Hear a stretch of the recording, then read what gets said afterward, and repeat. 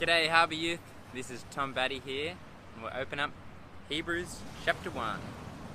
It says, "In the past, God spoke to our forefathers through the prophets at many times and in various ways.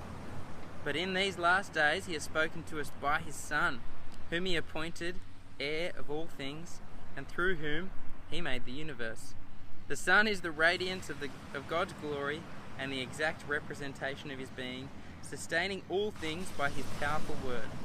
After he had provided purification for sins, he sat down at the right hand of the Majesty in heaven, until he became as much superior to the angels as the name he has inherited is superior to theirs." The question we're asking this week is, how in the world can we know God? And this is a big question that I remember asking when I was in year 6.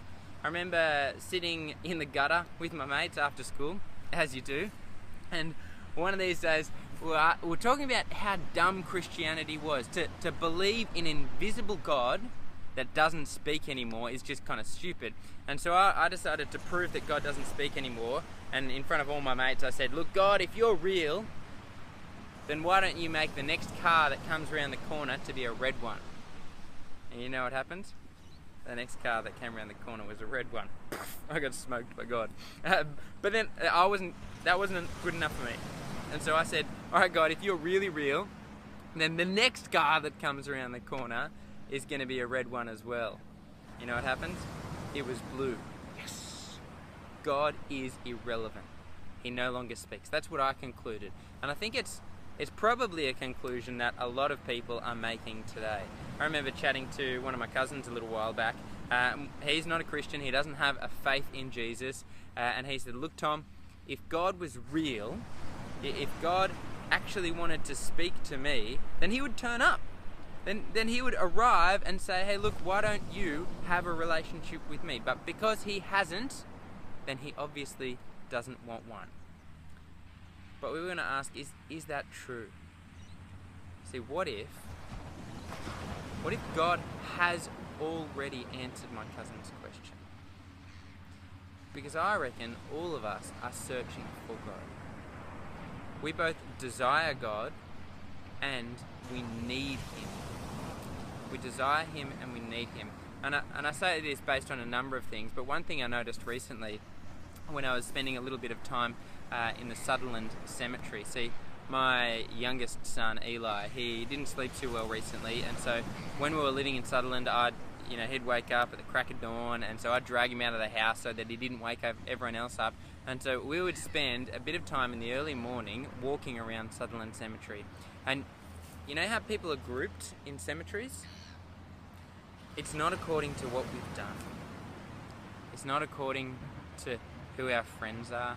It's not according to the items that we ticked off on our bucket list.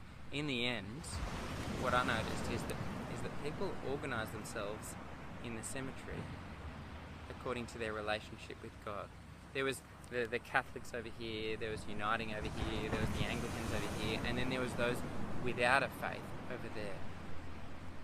In the end, what mattered was your relationship with God, whether or not you knew him. See, I reckon ultimately all of us, we both desire God and we really need him. And so what if God has actually already answered this question of how can we know him?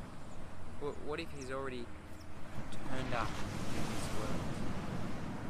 See, Hebrews chapter 1 says, "But now, in these last days, God has spoken to you and to me, and he's done it through his Son."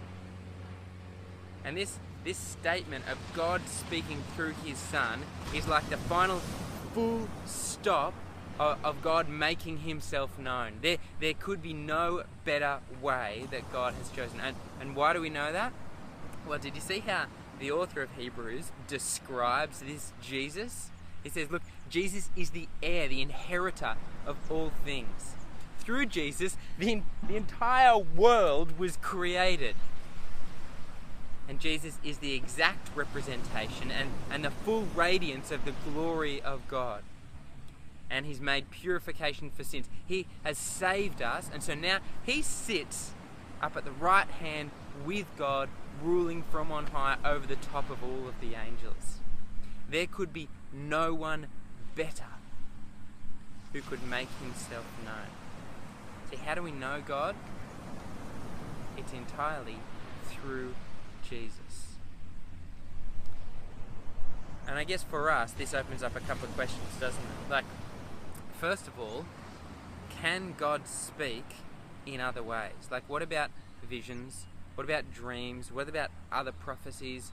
Where do they kind of fit? And this is a real and genuine question.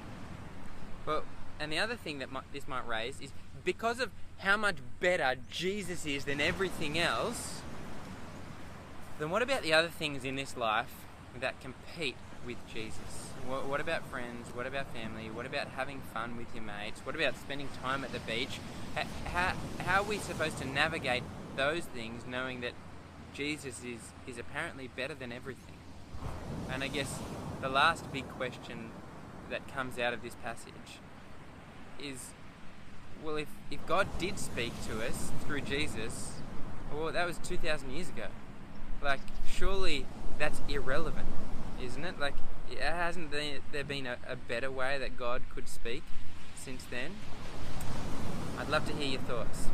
Thanks, guys. Catch you next week.